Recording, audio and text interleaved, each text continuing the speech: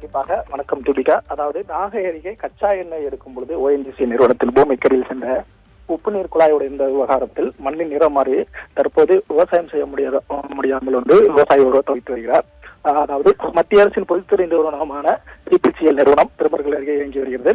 இந்த நிலையில் நரிமணம் மேலத்தேர் பகுதியில் 2 ஏக்கர் நிலம் வைத்திருந்த பானுமதி சம்பா தாளடி சாகுபடி மேற்கொண்டு வந்தார்.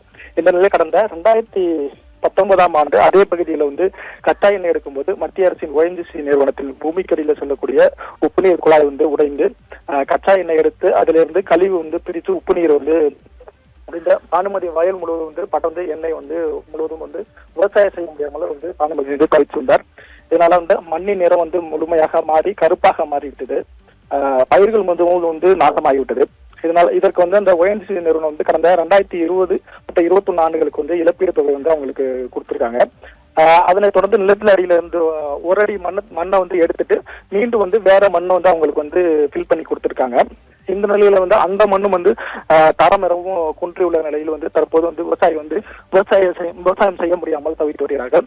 மீண்டும் அந்த குழாய் உடைந்த இடத்துல சுத்தி 100 மீட்டர் தொலைவில் அந்த எண்ணெய் மீண்டும் கசிவதாகும்.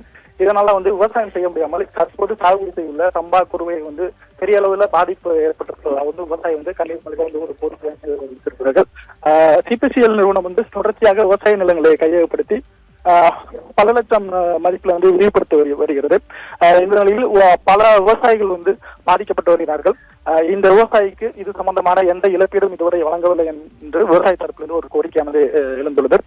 அரசு அதிகாரிகள் இதனை கவனத்தில் எடுத்து விரைவாக அந்த விவசாயிக்கு இழப்பீடு பெற்றுத்தர வேண்டும். மேலும் இது போன்ற பாதிப்புகள் தொடர்ந்து ஈடுபடாமல் விவசாய நிலத்தை பாதுகாக்க வேண்டும் என்ற ஒரு கோரிக்கை விவசாய தரப்பிலிருந்து எழுந்திருக்கிறது.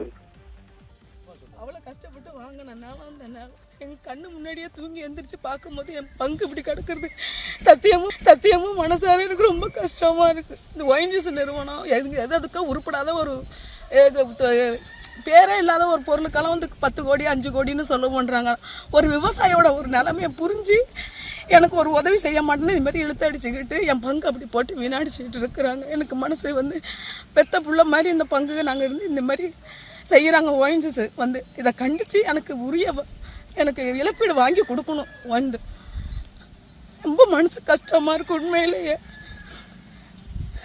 பங்குல யாரும் கொள்ளையில் எதுவும் போட்டால் எதுவும் முளைக்கிறதே கிடையாது. எங்களோட வாட்டர் அங்கேயும் பாதிச்சு அங்கேயும் கிடையாது. இந்த பங்கெல்லாம் நல்லா வளர்ந்து